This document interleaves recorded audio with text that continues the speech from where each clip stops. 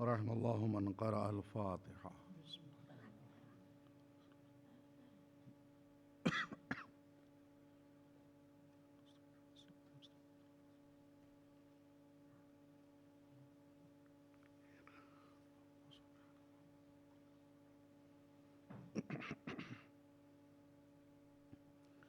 أعوذ بالله السميع العليم من الشيطان اللعين الرجيم. بسم الله الرحمن الرحيم.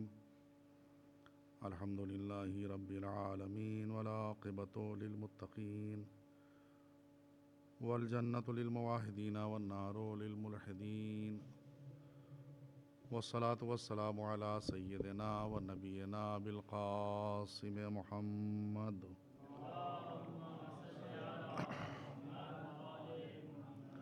وآل الطيبين الطاهرين المعصومين المظلومين ولعنة الله على أعدائه وقاتليه وغاصبي حقوقهم أجمعين من الآن إلى قيام يوم الدين. أما بعد فقد قال الله الحكيم في كتابه الكريم وهو أصدق القائلين وقوله الحق. بسم الله الرحمن الرحيم.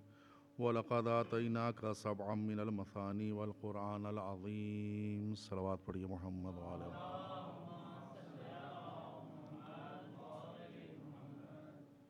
عزیزان گرامی قدر،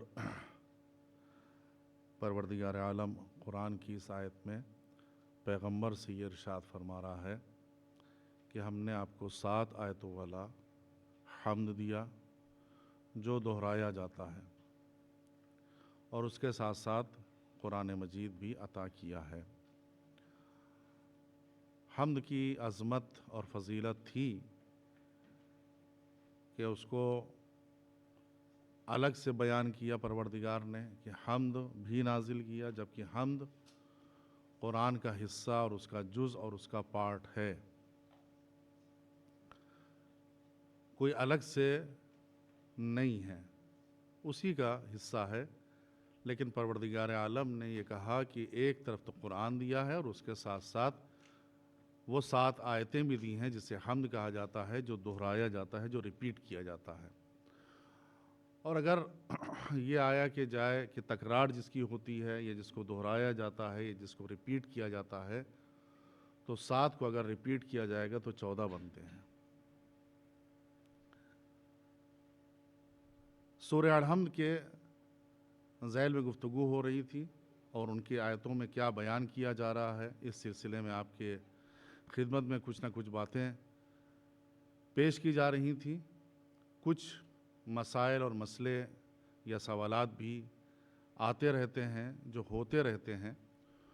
اس میں سے ایک سوال جو ہم سب کے کام کا ہے اور ہم کو اس پر غور بھی کرنا چاہیے کہ پروردگار عالم سے ہم اپنا رشتہ کیسے مضبوط رکھ سکتے ہیں، یہ رشتہ ٹوٹنے نہ پائے، ہمیشہ رہے، اس میں کبھی کوئی کمزوری نہ آنے پائے.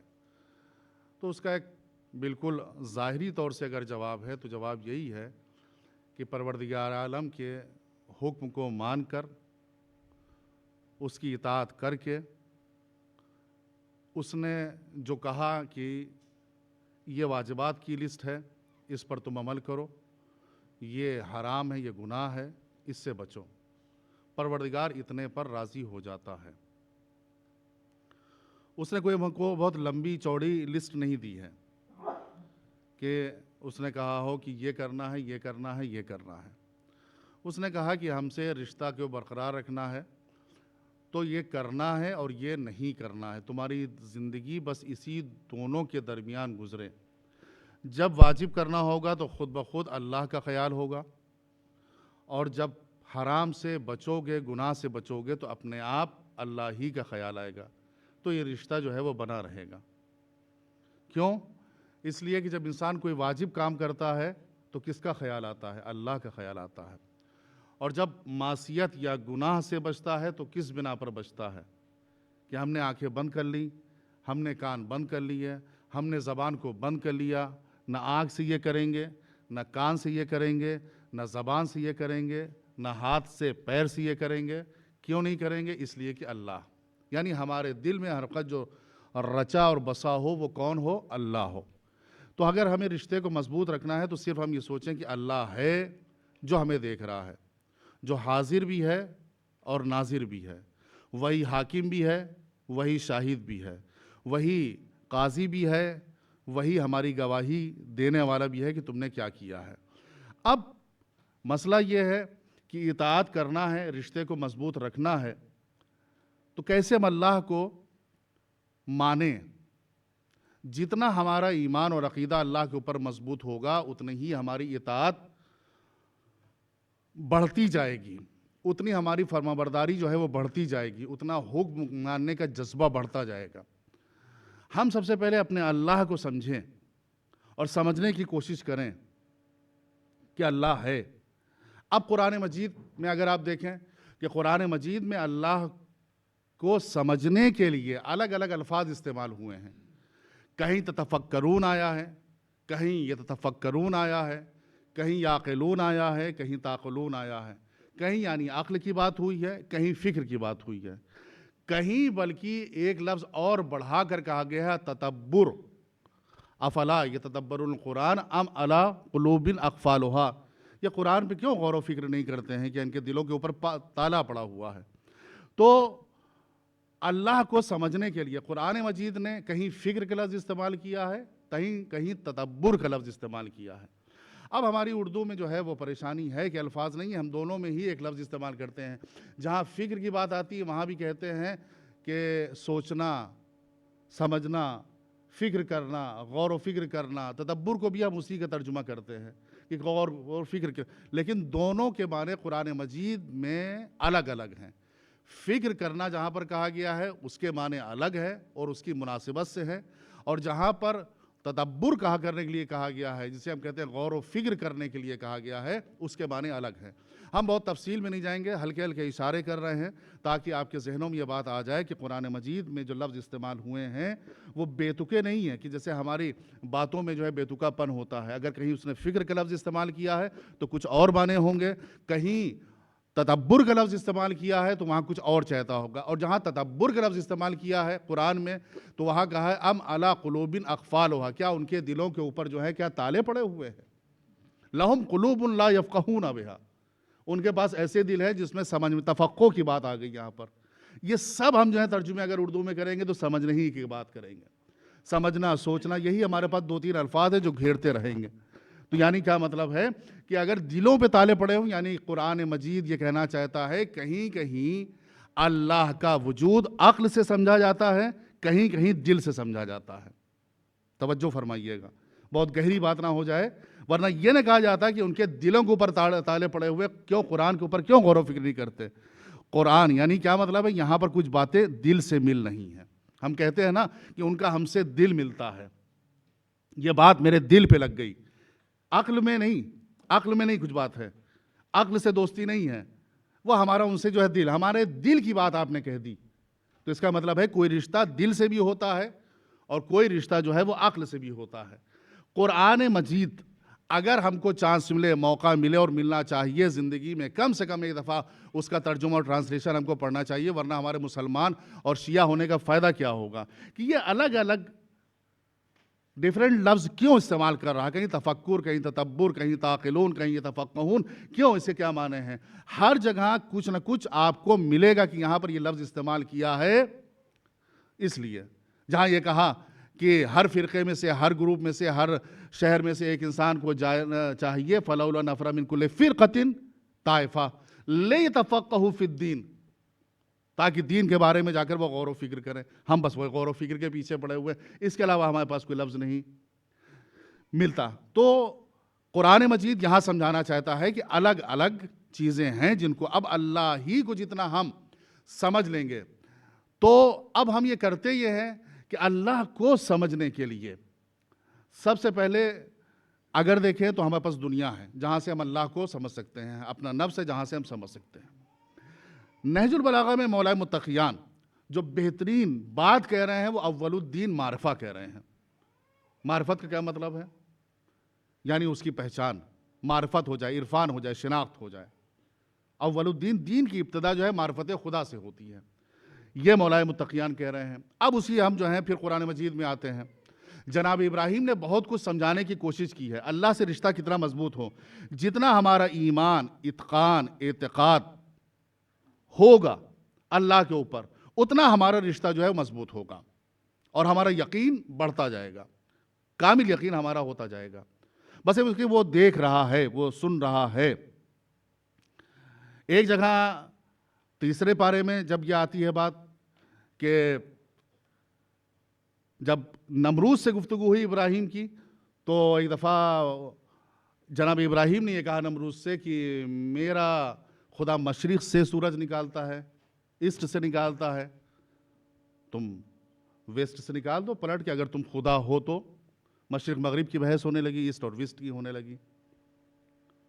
تو فَبُہِتَ الَّذِي کفر، سب حیران ہو گئے کہ یہ کام تو جناب ابراہیم نے ایک دم الٹ دیا، کہ اس کے سامنے کہا کہ میرا خدا یہ کرتا ہے، اگر تم بھی خدا ہو تو اس کے بالکل اپوزٹ الٹا کام کر کے دکھلا دو، پچھم سے ویسٹ سے سورج نکال دو۔ فَبُہِتَ الَّذِي کفر، وہ حیران رہ گیا۔ اچھا ایک بات یہاں پر کہہ کر آپ کے تھوڑا سا جو ہے توجہ چاہتے ہیں، سنجیدگی کو ختم کرنا چاہتے ہیں۔ جناب ابراہیم نے کیا کہا نمرود سے، تم خدائی کا دعویٰ کرتے ہو تو ایسا کرو اس سورج کو ادھر سے نہیں بلکہ ادھر سے نکال دو، ایسٹ سے نکال دو، مشرق سے مغرب سے نکال دو، ویسٹ سے نکال دو۔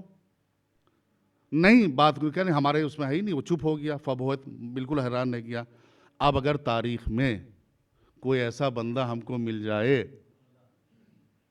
جو سورج مغرب سے نکال دے تو پھر ہم اس کے لیے کیا کہیں گے؟ ایک صلوات پڑھیے محمد والے محمد۔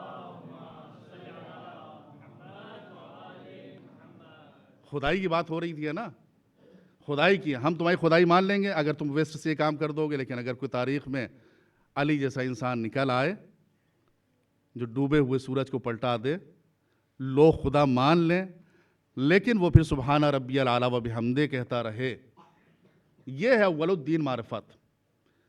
یہاں پر جناب ابراہیم نے بات کو ختم نہیں کیا، بلکہ آگے آئی اب سورہ انعام میں، جہاں پر انہوں نے اب کہا کہ تم سب نہیں مانتے ہو۔ اچھا وہ اس زمانہ تھا کہ جب سب بتوں کی جو ہے وہ چل رہا تھا، یہ اس کی پوجا و پرستش ہوتی تھی۔ رات ہوئی رات، فَلَمَّا جَنَّ عَلَيْهِ اللَّيْلِ، جب رات ہو گئی، رَأَى كَوْكَبًا، جناب ابراہیم نے ستارے کو دیکھا۔ قرآن مجید میں ہم نے کہا نا کہ الفاظ بڑے مختلف ہیں، کہیں نجم آئے گا آپ کو، اس کو بھی ہم ستارہ ہی تارہ کہیں گے، اور کہیں کوکب آئے گا، جیسے جناب یوسف کے اس میں خواب میں ہے رأیت 11 کوکبًا۔ ہم نے تو انہوں نے بھی کیا ہے کہ جب رات ہوئی تو رأى کوکبًا، انہوں نے دیکھا کہ ستارے نکل رہے ہیں، تارے نکل رہے ہیں، آسمان پہ چمک رہے ہیں۔ خود جناب ابراہیم کا اپنا واقعہ۔ فَلَمَّا أَفَلَ، تھوڑی دیر کے بعد جو ہے وہ ڈوب کے اب دکھائی نہیں دے رہے ہیں۔ انہوں نے کہا لا احب الآفلین۔ توجہ فرمائیے گا، خدا کو جتنا سمجھیں گے رشتہ مضبوط ہوگا، لیکن خدا سمجھا کہاں سے جائے؟ علم کلام جو ہمارے یہاں ہے، علم کلام ہمارے یہاں ہے، وہ یہ کہتا ہے کہ خدا کو عقل سے سمجھنا چاہیے، جب تک یہاں نہ آئے تب تک خدا نہیں مانا جائے گا۔ اور جو علم عرفان والے ہیں، معرفت والے ہیں، وہ کہتے ہیں جب تک خدا یہاں نہ آئے تب تک مزہ نہیں آئے گا۔ جناب ابراہیم نے کیا کہا؟ انی لا احب الآفلین۔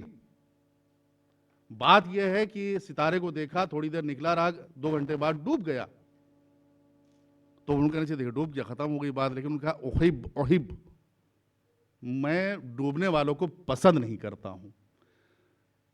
احب محبت، یعنی میں پسند نہیں کرتا ہوں۔ میں آپ سے پوچھنا چاہتا ہوں کہ یہ پسند جو انہوں نے کہا کہ پسند عقل سے ہوتی ہے یا دل سے ہوتی ہے؟ عقل پسند کرتی ہے کسی چیز کو یا دل پسند کرتا ہے؟ محبت عقل میں ہوتی ہے یا دل میں ہوتی ہے؟ دل میں ہوتی ہے نا محبت۔ انہوں نے کہا یہ مجھے پسند نہیں آ رہا ہے۔ ایک کو ہو گیا، پھر تھوڑی دیر کے بعد وقت گزرا، پھر اس کے بعد انہوں نے دیکھا فلما رأى القمر، اب انہوں نے دیکھا کہ چاند نکل آیا ہے، بازغاً چمک رہا ہے، پھر تھوڑی دیر بعد کیا ہوا، کیا وہ بھی جو ہے ڈوب گیا. انی لا احب الافلین، میں ڈوبنے والوں کو پسند نہیں کرتا ہوں. کتنی چیزیں آ گئی، ستارہ وہ ڈوب گیا، نکلا وہ بھی ڈوب گیا. اب صبح ہو گئی. فلما رأى الشمس بازغۃ، اب جب صبح ہو گئی تو انہوں نے سورج کو بھی چمکتے ہوئے دیکھا. چمکتے ہوئے دیکھا یعنی سمجھیے کہ رات بھر جناب ابراہیم کھڑے رہے، ہے نا، تبھی تو سورج نکل آیا. ستاروں کو دیکھا، اس کے بعد چاند کو دیکھا، پھر چاند جب ختم ہو گیا تو جب سورج کو دیکھا تو اس کے مطلب صبح ہو گئی. سمجھانا کیا ہے؟ خدا کو سمجھانا ہے. وہ بھی جو ہے جب ہو گیا فلما فلا، وہ بھی جب ڈوب گیا تو کہا لا احب الافلین. یعنی جناب ابراہیم یہ سمجھانا چاہتے ہیں کہ ٹھیک ہے ہم دیکھ رہے ہیں، لیکن احب، خدا صرف وہ نہ ہو جو عقل میں آ رہا ہو، خدا وہ بھی ہو جو ہمارے دل میں اتر رہا ہو. مسئلہ یہ نہیں ہے کہ خدا کون ہے، مسئلہ یہ ہے کہ خدا کیسا ہے. ورنہ بہت سے لوگوں نے خدائی کا دعویٰ کیا ہے. روز آپ نام سنا کرتے ہیں، نمرود ہی کا تذکرہ ہو رہا ہے، فرعون ہی کا تذکرہ ہوتا ہے. اور فرعون نے جب خدائی کا دعویٰ کیا، اس نے کہا کہ میں جو ہوں بڑا ہوں، میں سب سے بڑا ہوں. اور بنی اسرائیل نے کلمہ پڑھ لیا، خدائی کو مان لیا، لیکن کتنا مجبور خدا تھا. مجبور خدا کیا تھا؟ جو بیوی ہے بیوی، اسی کو کلمہ نہیں پڑھوا سکا. دنیا بھر کو تم نے کلمہ پڑھوا لیا، اپنی خدائی منوا لی، تمہاری بیوی زوجہ جو تھی آسیہ، اسی سے تم، یعنی ایسا مجبور خدا. اور پھر یہاں تک کہ ان کو شہید کر دیا. فرعون کو قرآن میں ذی الاوتاد کہا گیا ہے. واو تے دال، وطد کا مطلب کیلیں ہوتی ہیں، کیلیں، میخ جو دیکھا ہوگا آپ نے، جو ہے لگائی جاتی ہیں، دیواروں میں لگائی جاتی ہیں اور لکڑیوں میں لگائی جاتی ہیں.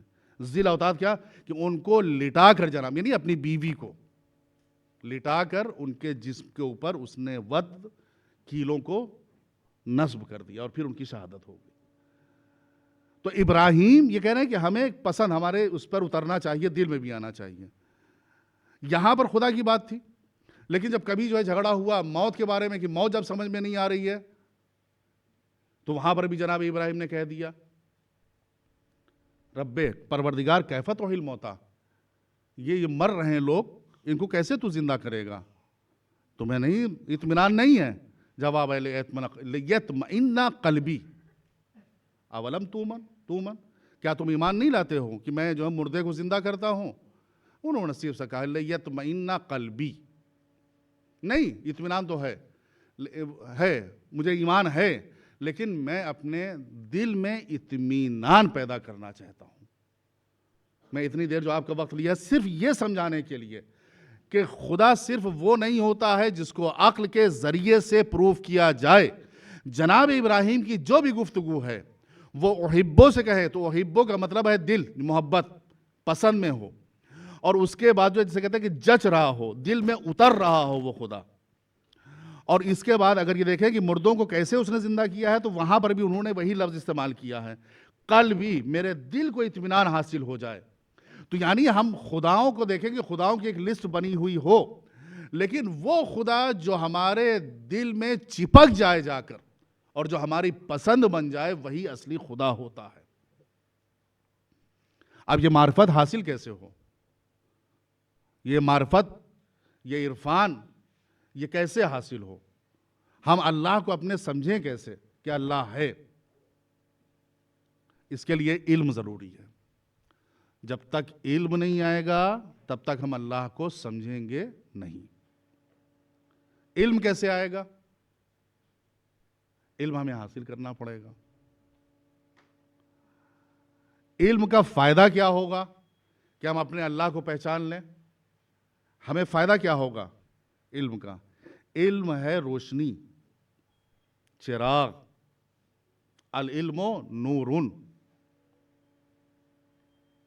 یہ علم کو جو ہے نور سے تعبیر کیا گیا ہے اسلام میں. اب مثال کی دنیا میں آتے ہیں. یہ علم نور ہے، روشنی ہے، چراغ ہے ہمارے لیے.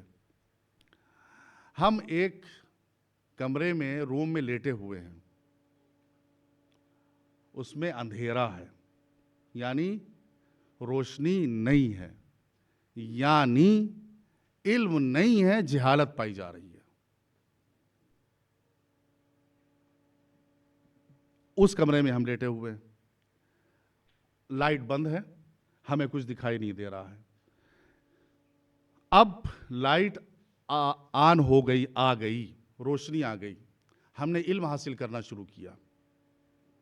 روشنی آ گئی، جیسے ہی اس روم میں لائٹ آئی تو اب ہمارے سامنے دو چیزیں ہیں، دو چیزیں ہم کو دکھائی دی۔ ایک تو یہ دکھائی دیا، یہ روشنی اور یہ علم آنے کے بعد، کہ جہاں پر ہم لیٹے ہوئے تھے چونکہ یہاں پر روشنی نہیں تھی، اندھیرا تھا، تو ہمارے چاروں طرف ڈسٹ، کوڑا کرکٹ، غلاظت پڑی ہوئی ہے۔ چونکہ ہم اندھیرے میں تھے، ہمیں کچھ پتہ ہی نہیں تھا کہ ہمارے ارد گرد ہے کیا، ہمارے چاروں طرف ہے کیا۔ یہ ایک کمی ہم کو نظر آئی، اندھیرے کی وجہ سے سمجھ میں نہیں آ رہا تھا کہ ہمارے چاروں ارد گرد کیا ہے۔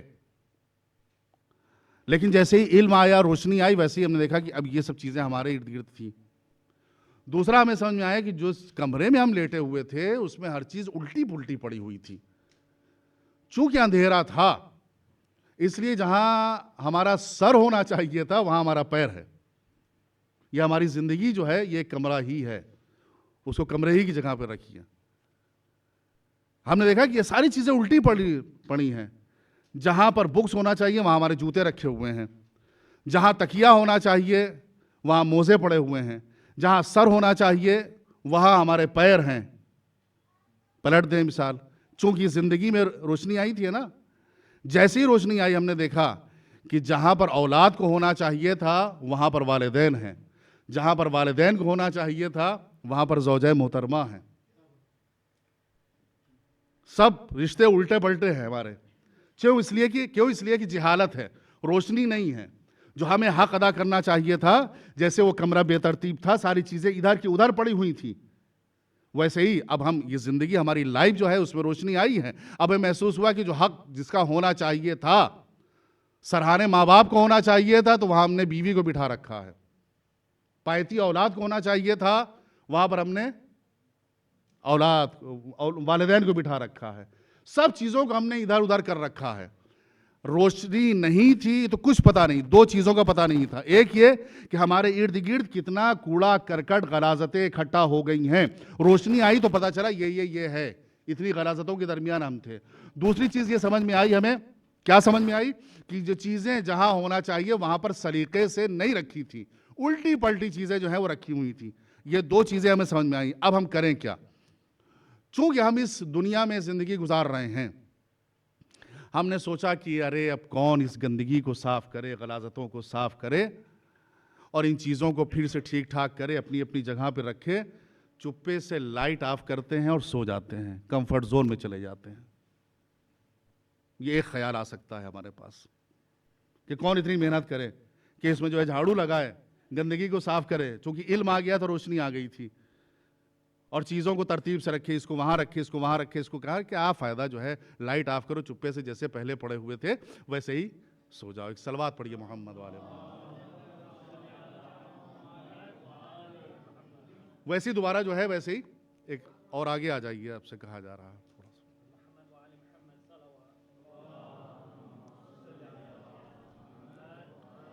ویسے ہی لائٹ آف کرو اور اس کے بعد ویسے ہی سو جاؤ۔ لیکن نہیں، اب ایک کا خیال آیا کہ نہیں، اب ہم کو پتہ چل گیا ہے علم جو ہے العلم نور، یہ روشنی ہے۔ اب ہمیں کرنا یہ ہے کہ ہم جہاں پڑے ہوئے ہیں، جس دنیا میں جو حیات، جو زندگی ہم کو روم ملا ہے رہنے کے لیے، جس میں ہماری باڈی رہ رہی ہے، جس میں ہمارا جسم رہ رہا ہے، اس کی پہلے تو یہ ہے کہ صفائی کی جائے۔ جو گناہ آ گئے ہیں، یہ غلاظتیں، کوڑا کرکٹ جس کو ہم کہہ رہے تھے، یہ گناہ آ گئے ہیں، نافرمانیاں آ گئی ہیں، ان کو صاف کیا جائے۔ دوسرے کی جو چیزیں حقوق میں اللہ کے اور بندوں کے ہم سے ادھر ادھر پڑی تھیں، ان کو ٹھیک کیا جائے۔ یہ ہم نے کام کر لیا۔ اب یہ دو چیزیں ہو گئیں، کمرہ صاف ستھرا ہو گیا، علم نور، روشنی آ گئی۔ اب کوئی یہ کہے کہ اب تو کمرہ صاف ہو گیا، پھر لائٹ بند کرو، سو جاؤ چپے سے، تو ایک تیسرا خیال ہم کو آئے گا کہ ایسا نہ ہو کہ لائٹ آف کر دیں تو پھر کوڑا کرکٹ آنے لگے۔ سب سے مبارک اور اچھا خیال یہ ہے کہ ہم یہ سوچیں کہ اس روم میں ہم آئے کیوں تھے، لیٹے کیوں تھے، زندگی کیوں گزار رہے تھے۔ وہ روم ہے، یہ دنیا، یہ ہماری زندگی۔ سب سے یہ مبارک خیال ہے کہ ہم آئے کیوں تھے۔ پھر جو کوڑا کرکٹ غلاظت آ رہی ہے، ہم نے کہا آ تو گئی روشنی، علم آ تو گیا ہے، لیکن خطرہ ہے کہ پھر ہماری زندگی میں گناہ، کوڑا کرکٹ غلاظتیں آتی رہیں گی، نافرمانی آتی رہے گی۔ تو ہم اپنے اس روم کو، اس زندگی کو کوڑا کرکٹ گناہ سے بچانے کے لیے یہ کام کریں کہ جہاں سے یہ آ رہا ہے اس پائپ لائن کو بند کر دیا جائے، اس کو بند کر دیا جائے تاکہ کوڑا کرکٹ یعنی یہ گناہ زندگی میں ہونے سے ہم بچ جائیں۔ بس یہیں سے رشتہ اللہ سے مضبوط ہو جائے گا کہ ہم پھر کوئی سوراخ ایسا رکھیں ہی نہ اس اپنی زندگی میں یا اس روم میں کہ جہاں سے ڈسٹ آ سکے، جہاں سے گرد و غبار آ سکے، سب اس کو بند کر دیا۔ اب گناہ آئیں گے نہیں، اللہ سے رشتہ مضبوط ہوتا چلا جائے گا۔ بس میں نے اپنی بات کو ختم کر دیا کیونکہ آج شب عاشور ہے اور مصائب بھی پڑھنا ہے اور ماتمداری بھی کرنا ہے۔ یہ رشتہ مضبوط جب ہو جاتا ہے تو چاہے جوان ہو، نوجوان ہو، چاہے بچہ ہو، چاہے بوڑھا ہو، پھر معرفت خدا اس کے ہاتھوں سے نکلتی نہیں ہے، وہ پہچان رکھتا ہے۔ چونکہ شب عاشور ہم سب ماتم کرتے ہیں کس کا؟ مؤذن کربلا علی اکبر علیہ السلام کا۔ لیکن اذان، یہ جو مؤذن ہم کہتے ہیں مؤذن، یہ کب سے شروع ہوا؟ جناب بلال کے زمانے سے شروع ہوا۔ مدینے میں اذان دی گئی، اذان دلوائی گئی تو جناب بلال سے، جو مؤذن اسلام کہے جاتے تھے۔ اور اذان کا جو ترجمہ اور ٹرانسلیشن ہے وہ اعلان کے معنی میں ہے۔ آذان من اللہ، یہ سورہ برات میں آیا ہے، حج اکبر کے لیے جو ہے تم اعلان کرو۔ یہ مؤذن بن گئے، ان کو مؤذن بنایا گیا، جبکہ ان کا نہ لب و لہجہ اچھا تھا اور خود یہ جناب ابو بکر کے غلام تھے، انہوں نے آزاد کر دیا تھا۔ اور روایت میں یہ ہے کہ انہوں ہی نے جناب ابو بکر سے کہا تھا کہ آپ اسلام قبول کر لیجئے، یعنی ان کے مشورے پر انہوں نے اسلام کو قبول کیا۔ خیر، یہ مؤذن اسلام، یہ اذان، یہ سلسلہ مدینے سے شروع ہوا۔ دو شکایتیں لے کر جو ہے مسلمان گئے پیغمبر کے پاس۔ ایک تو یہ کالے ہیں، حبشے کے رہنے والے ہیں، غلام ہیں، آزاد کردہ ہیں، یعنی ان کی صورت ایسی ہے، صورت ایسی کالے ہیں۔ یہ ایک شکایت صورت کی۔ دوسری شکایت کی کہ ان کا لہجہ جو ہے وہ تو وہاں کا ہے، افریقہ کا، حبشے کا ہے، ہم سب عرب کے ہیں، فصیح فصیح، یہ تو شین بھی نہیں بول پاتے ہیں، ان کا قاف بھی صحیح نہیں ہے۔ دو شکایتیں کی، کہے کی شکل و صورت کی اور کہ لب و لہجے کی۔ جناب بلال کے لیے اللہ کے رسول نے کہہ دیا کہ نہیں، ان کی سین جو ہے تمہاری سین سے بہتر ہے، چپ کرا دیا۔ یہ دو شکایتیں جناب بلال کے لیے اس دور میں ہوئی تھیں۔ واقع کربلا میں یہی دو باتیں تھیں جو جناب علی اکبر کے لیے امام حسین کہہ رہے تھے۔ آج میں اس کو بھیج رہا ہوں جو صورت میں رسول سے مشابہ ہے، اور سیرت میں بھی تم شکایت کر رہے تھے لب و لہجے کی، سیرت میں بھی اس کا انداز گفتگو بھی رسول سے ہے۔ یہ دونوں شکایتیں جناب بلال کے لیے تھیں، یہی دونوں بلال کی دونوں شکایتوں کو یہاں امام حسین نے جناب علی اکبر میں پیش کیا کہ ہم اس کو بھیج رہے ہیں جو ہم شکل رسول ہے، اب بولو۔ یہ بولتا بھی ہے تو انداز اس کا رسول کی طرح ہوتا ہے، اب بولو، اس کو ہم مؤذن بنا رہے ہیں۔ صبح عاشور تک حجاج بن مسروق اذان دیا کرتے تھے، لیکن جیسے صبح عاشور آئی ہے ویسے ہی امام نے کہا کہ اب ہم آج اذان کے لیے علی اکبر کو جو ہے معین کرتے ہیں، اور جناب علی اکبر جو ہیں وہ اذان دیتے ہیں۔ اذان کیوں کے لیے ہے کہ ہم اگر اکیلے بھی نماز پڑھ رہے ہوں تب بھی، یعنی اکیلے میں تو کوئی سننے والا نہیں ہے، لیکن یہ حکم دیا گیا کہ مستحب ہے کہ کوئی سننے والا ہو یا نہ ہو, اکیلے روم میں ہو تب بھی اذان دو. شبیہ رسول سے اذان دلوائی جا رہی ہے. آج لب و لہجے کو یاد کر لو رسول کو, اشبہ الناس خلقاً و خلقاً برسول اللہ, ہم اس کو بھیج رہے ہیں جو سب سے زیادہ مشابہ ہے. مشابہ مقتل کے اعتبار سے جناب علی اکبر ہیں, چونکہ سید الشہداء نے یہ کہا تھا کہ میرے جتنے بھی بیٹے ہوں, اگر جتنے بھی بیٹے ہوتے میں سب کا نام علی رکھتا.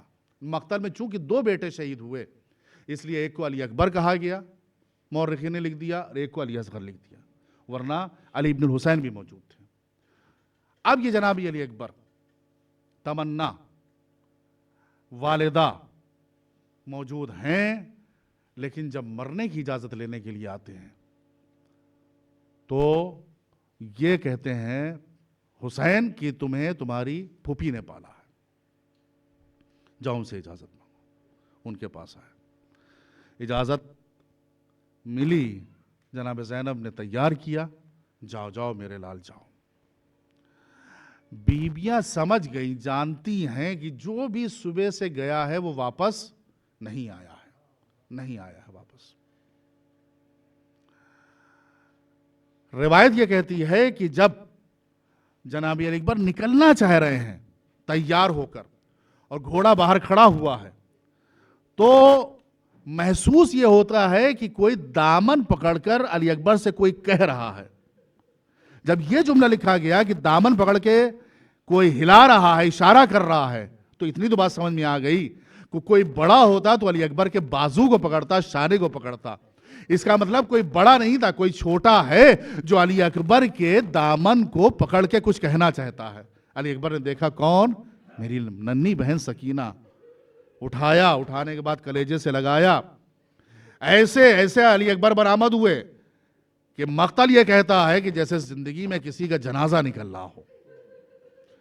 ارے ماں کھڑی ہو گئی, پھوپھی کھڑی ہو گئی, سارے جو بھائی تھے وہ شہید ہو چکے ہیں, لیکن جو بچے ہیں وہ کھڑے ہو گئے, رخصت کر رہے ہیں.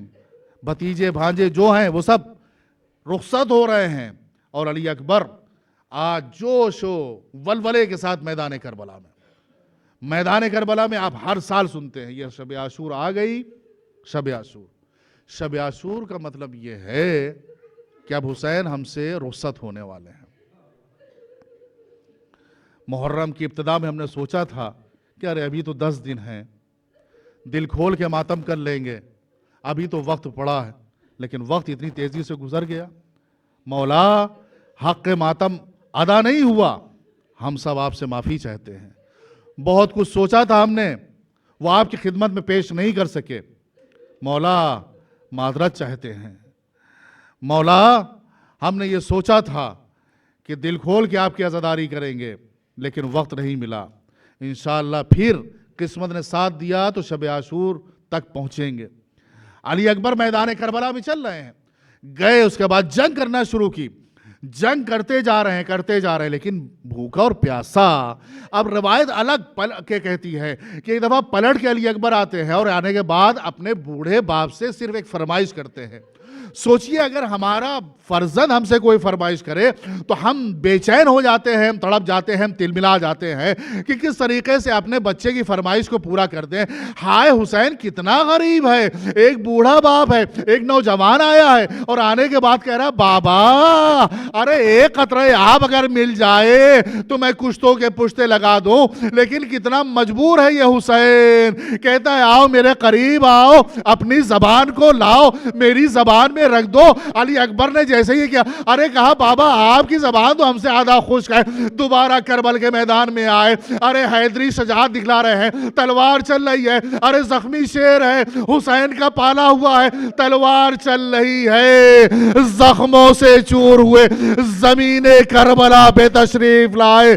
بابا کو آواز دی, جوان بیٹا بلا رہا ہے. ارے بوڑھا باپ کیسے چلے, ٹھوکرے کھا بلا رہا ہے یا علی نجف سے آ جاؤ سہارا دے دو، یا علی کربل والے علی کو پکار رہے ہیں۔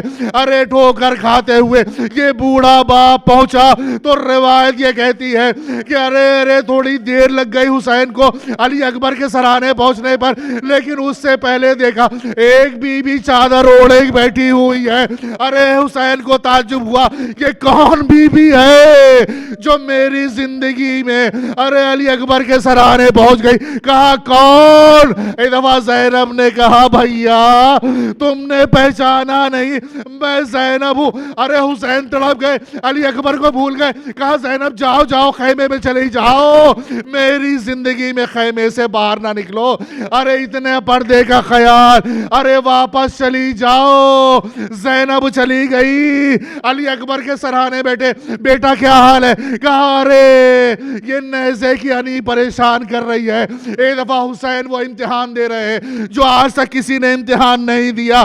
آستین چڑھائی، کوفے کا رخ کیا، بابا مدد کریے، مدینے کا رخ کیا، بھیا مدد کرنا۔ بوڑھا باپ ایک امتحان دینے جا رہا ہے۔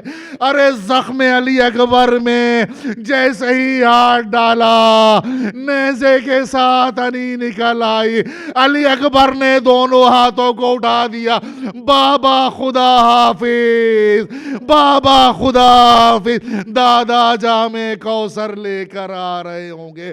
بوڑھا باپ ہے، عرض کرب و بلا ہے، سر جھکائے بیٹھا ہے، جوان کی میت ہے، اٹھے تو کیسے اٹھے؟ ارے کوئی آ جائے جو میرا سہارا بن جائے۔